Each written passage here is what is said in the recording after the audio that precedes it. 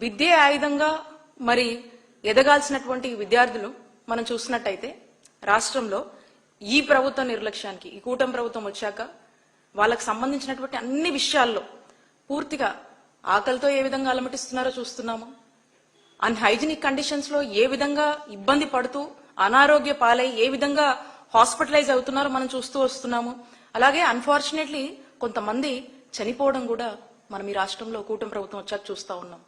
ఎంత బాధాకరం ఈ యొక్క పరిస్థితి. మరి నేను ఈ కూటమి ప్రభుత్వాన్ని, చంద్రబాబు నాయుడు గారిని ప్రశ్నిస్తున్నాను. ఇది పాలనా వైఫల్యం కాదా? ఇది ప్రభుత్వ వైఫల్యం కాదా? ఇది ప్రభుత్వ నిర్లక్ష్యం కాదా అని చంద్రబాబు నాయుడు గారిని నేను ప్రశ్నిస్తున్నాను.